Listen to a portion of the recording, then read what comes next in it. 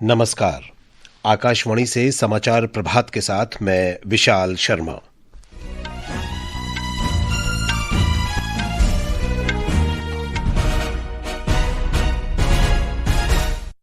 मुख्य समाचार। प्रधानमंत्री नरेंद्र मोदी आज नीति आयोग में प्रमुख अर्थशास्त्रियों और विशेषज्ञों के साथ बैठक करेंगे। बांग्लादेश की पूर्व प्रधानमंत्री और बीएनपी अध्यक्ष खालिदा जिया का ढाका में निधन। सरकार दूरसंचार सुरक्षा को मजबूत करने, अनुपालन बोझ को कम करने और प्रधानमंत्री नरेंद्र मोदी के make in India, make for the world दृष्टिकोण को सुदृढ़ करने के लिए परिवर्तनकारी सुधारों को लागू करेगी। भारत ने ओडिशा के चांदीपुर में 120 किलोमीटर की मारक क्षमता वाले पिनाका रॉकेट का पहला सफल परीक्षण किया। अर्नेस्ट एंड यंग की रिपोर्ट के अनुसार भारत वर्ष 2047-48 तक 26 खरब डॉलर की अर्थव्यवस्था बनने की ओर अग्रसर। प्रति व्यक्ति आय $15,000 से अधिक होने का अनुमान। अमेरिका के राष्ट्रपति डोनाल्ड ट्रंप ने गाजा में संघर्ष विराम योजना के अगले चरण पर चर्चा के लिए फ्लोरिडा में इजराइल के प्रधानमंत्री बेंजामिन नेतन्याहू से मुलाकात की। और महिला क्रिकेट में तिरुवनंतपुरम में आज शाम 5वें और अंतिम T20 मैच में भारत का सामना श्रीलंका से। अब समाचार विस्तार से। प्रधानमंत्री नरेंद्र मोदी आज नीति आयोग में प्रमुख अर्थशास्त्रियों और विशेषज्ञों के साथ बैठक करेंगे। ये चर्चा सरकार द्वारा महत्वपूर्ण आर्थिक निर्णयों से पहले जारी परामर्शों का हिस्सा है। वित्त मंत्री निर्मला सीतारामन भी इस बैठक में शामिल होंगी।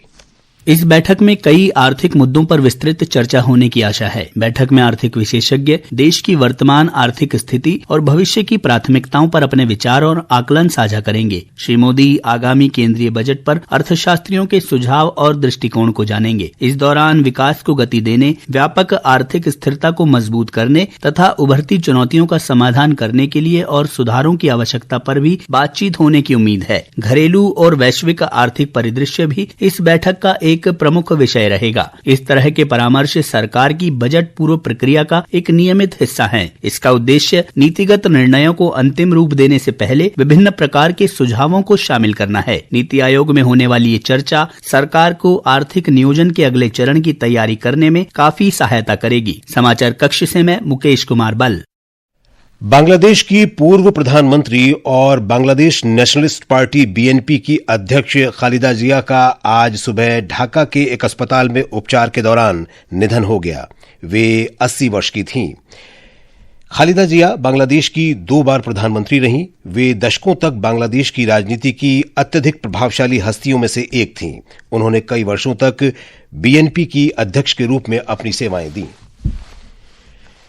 केंद्रीय संचार मंत्री ज्योतिरादित्य सिंधिया ने कहा है कि दूरसंचार विभाग दूरसंचार सुरक्षा को सशक्त बनाने, अनुपालन बोझ को कम करने और प्रधानमंत्री नरेंद्र मोदी के make in India, make for the world दृष्टिकोण को बल प्रदान करने के लिए परिवर्तनकारी सुधार करने जा रहा है।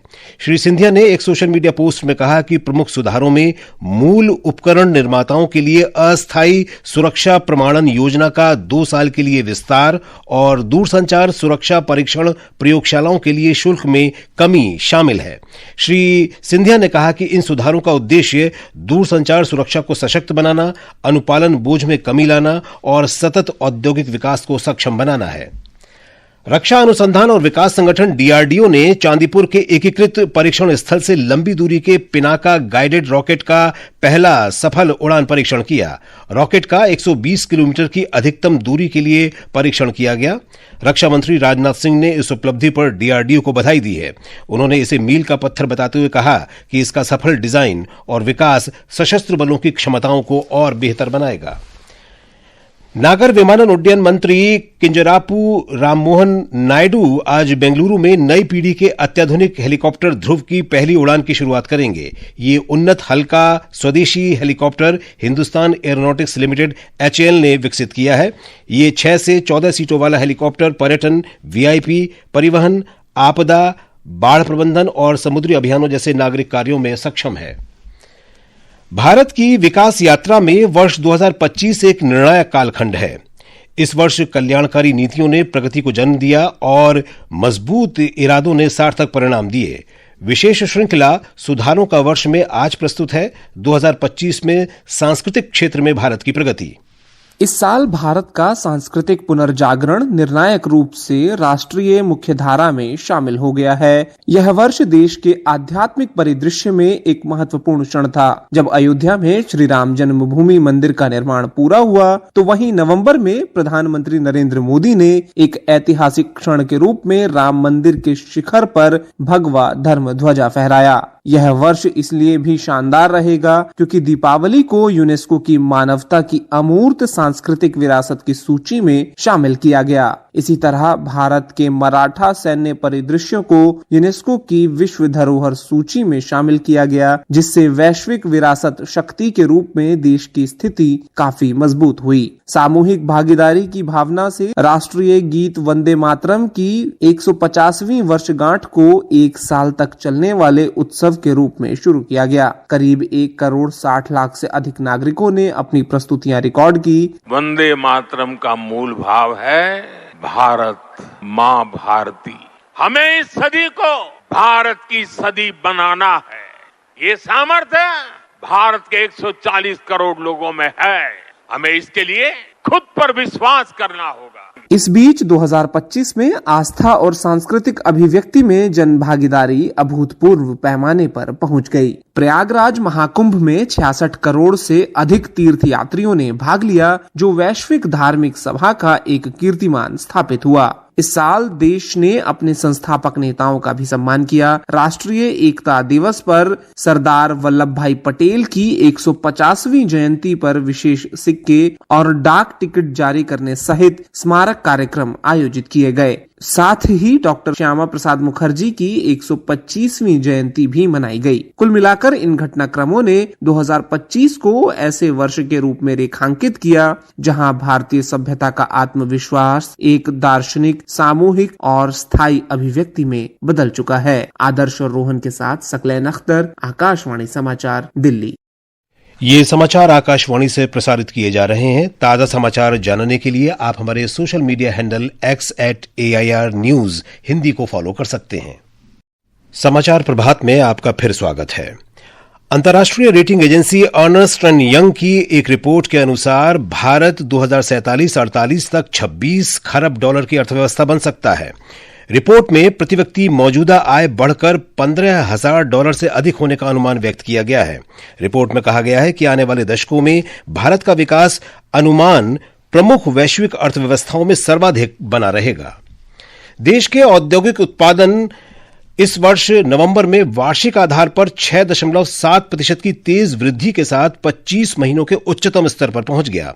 अक्टूबर महीने में औद्योगिक उत्पादन में 0.5% की वृद्धि हुई थी।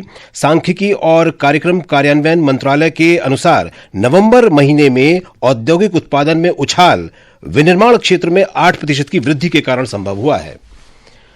उपराष्ट्रपति सीपी राधाकृष्णन ने समाज के विकास और कल्याण के लिए सामुदायिक भावना और धार्मिक सद्भाव के साथ एकजुट होने का आह्वान किया है। वे कल तिरुवनंतपुरम के LMS चर्च परिसर में क्रिसमस और नववर्ष के उपलक्ष्य में आयोजित त्रिवेंद्रम फेस्ट 2025 में शामिल हुए। आज उपराष्ट्रपति वर्ककला में 93वीं शिवगिरी तीर्थ यात्रा में शामिल होंगे। इसके बाद वे तिरुवनंतपुरम के मार इवानियोस कॉलेज की प्लेटिनम जयंती के समापन समारोह पर आयोजित सार्वजनिक सभा का उद्घाटन करेंगे। गृह मंत्री और भाजपा के वरिष्ठ नेता अमित शाह कल शाम पश्चिम बंगाल पहुंचे। वे कई संगठनात्मक बैठक और कार्यक्रमों में भाग लेंगे। गृह मंत्री राज्य में आगामी विधानसभा चुनाव की रणनीतियों पर चर्चा के लिए आज और कल राज्य के पार्टी पदाधिकारियों के साथ कई उच्च स्तरीय बैठकें करेंगे। अमेरिका के राष्ट्रपति डोनाल्ड ट्रंप ने कल रात फ्लोरिडा में गाजा संघर्ष विराम योजना के अगले चरण पर चर्चा करने के लिए इजरायल के प्रधानमंत्री बेंजामिन नेतन्याहू के साथ मुलाकात की। बैठक के बाद राष्ट्रपति ट्रंप ने हमास को कड़ी चेतावनी देते हुए कहा कि उसे हथियार डालने के लिए ज्यादा समय नहीं दिया जाएगा। उन्होंने कहा कि अगर हमास ऐसा नहीं करता है तो उसके खिलाफ कार्रवाई की जाएगी। राष्ट्रपति ट्रंप ने कहा कि कार्रवाई के लिए इजरायल की प्रत्यक्ष भागीदारी भी आवश्यक नहीं होगी। और अब खेल जगत की हलचल के साथ हैं आनंद पाठक। महिला क्रिकेट में भारत और श्रीलंका के बीच 5वां और अंतिम T20 अंतर्राष्ट्रीय मैच आज तिरुवनंतपुरम में खेला जाएगा। ये मैच शाम 7 बजे से शुरू होगा। हरमनप्रीत कौर की अगुवाई वाली भारतीय टीम पहले ही सीरीज में 4-0 की अजेय बढ़त बना चुकी है। वहीं महिला हीरो हॉकी इंडिया लीग में रांची में सांची बंगाल टाइगर्स ने अपने पहले मुकाबले में GSW सूरमा हॉकी क्लब को 1-0 से हरा दिया। अगस्टीना गोरजिलानी के दमदार ड्रैग फ्लिक ने सांची बंगाल टाइगर्स को पहले क्वार्टर में बढ़त दिलाई। हॉकी इंडिया लीग का सीधा प्रसारण वेव्स और हॉकी इंडिया लीग के YouTube चैनल पर किया जा रहा है। उधर कतर में फिडे वर्ल्ड ब्लिट्स शतरंज चैंपियनशिप 2025 के पहले दिन भारत के अर्जुन एरिगेसी शीर्ष स्थान पर रहे। अर्जुन 13वें दौर में 10 अंकों के साथ मैक्सिम वॉचियर लॉग्रेव और फेबियानो कारुआना के साथ ओपन वर्ग में शीर्ष पर हैं। 11वें दौर में पहले स्थान पर पहुंचने वाले अर्जुन ने मैग्नस कार्लसन पर एक रोमांचक जीत दर्ज की, जबकि जॉर्डन वैन फॉरेस्ट से उन्हें एकमात्र हार का सामना करना पड़ा। और बात मौसम की कर लेते हैं। मौसम विभाग ने हरियाणा, चंडीगढ़, पश्चिमी उत्तर प्रदेश और पंजाब में कल तक अत्यधिक कोहरे की स्थिति का अनुमान व्यक्त किया है। जम्मू कश्मीर, लद्दाख, गिलगित बाल्टिस्तान, मुजफ्फराबाद और मध्य प्रदेश में भी आज घना कोहरा छाया रहेगा। दिल्ली, झारखंड और अरुणाचल प्रदेश में भी कल तक ऐसी ही स्थिति रहने की संभावना है। पंजाब, हरियाणा, चंडीगढ़, पश्चिमी मध्य प्रदेश, झारखंड और छत्तीसगढ़ के कुछ इलाकों में आज शीतलहर चलने का अनुमान है। इस बीच राष्ट्रीय राजधानी क्षेत्र दिल्ली में वायु गुणवत्ता बेहद खराब श्रेणी में बनी हुई है। ये समाचार हमारी वेबसाइट www.newsonair.gov.in और हमारे news on AIR mobile app पर भी उपलब्ध हैं। और अब आज के समाचार पत्रों की सुर्खियों के साथ हैं सरफिरोजी। धन्यवाद विशाल। सर्वोच्च न्यायालय द्वारा अरावली पहाड़ियों की परिभाषा में बदलाव से जुड़े निर्देशों पर रोक लगाने को आज के सभी अखबारों ने मुख्य पृष्ठ पर दिया है। राजस्थान पत्रिका की सुर्खी है, सुप्रीम कोर्ट ने अपने ही फैसले पर लगाई रोक, एक्सपर्ट कमेटी बनेगी। केंद्र सरकार और राजस्थान सहित 4 राज्यों को जारी किया गया नोटिस। पूरे भारत में घुसपैठियों की करेंगे पहचान, गृह मंत्री अमित शाह का ये बयान हिंदुस्तान में है। 79,000 करोड़ रुपए की रक्षा खरीद को मंजूरी, दैनिक जागरण सहित कई अखबारों में है। तीनों सेनाओं को मिलेगी धार और रफ्तार, दुश्मन होगा लाचार। उन्नाव दुष्कर्म मामले में आरोपी कुलदीप सेंगर की जमानत पर सुप्रीम कोर्ट की रोक भी अखबारों की सुर्खी बनी है। अमर उजाला लिखता है, दिल्ली हाई कोर्ट के फैसले पर रोक लगाते हुए शीर्ष न्यायालय ने कहा, अच्छे जज से भी हो सकती है गलती। उत्तर भारत में कोहरे और ठंड का प्रकोप भी अखबारों की सुर्खी बना है। नवभारत टाइम्स के शब्द हैं, कोहरे ने डाला डेरा, 128 उड़ानें करनी पड़ी रद्द। धन्यवाद सरफिरोजी। और अब अंत में मुख्य समाचार एक बार फिर। प्रधानमंत्री नरेंद्र मोदी आज नीति आयोग में प्रमुख अर्थशास्त्रियों और विशेषज्ञों के साथ बैठक करेंगे। बांग्लादेश की पूर्व प्रधानमंत्री और बीएनपी अध्यक्ष खालिदा जिया का ढाका में निधन। सरकार दूरसंचार सुरक्षा को मजबूत करने, अनुपालन बोझ को कम करने और प्रधानमंत्री नरेंद्र मोदी के make in India, make for the world दृष्टिकोण को सुदृढ़ करने के लिए परिवर्तनकारी सुधारों को लागू करेगी। भारत ने ओडिशा के चांदीपुर में 120 किलोमीटर की मारक क्षमता वाले पिनाका रॉकेट का पहला सफल परीक्षण किया।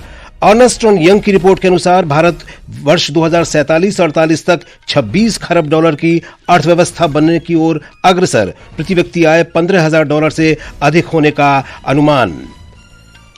और महिला क्रिकेट में तिरुवनंतपुरम में आज शाम 5वें और अंतिम T20 मैच में भारत का सामना श्रीलंका से। इसके साथ ही समाचार प्रभात का ये अंक समाप्त हुआ। नमस्कार।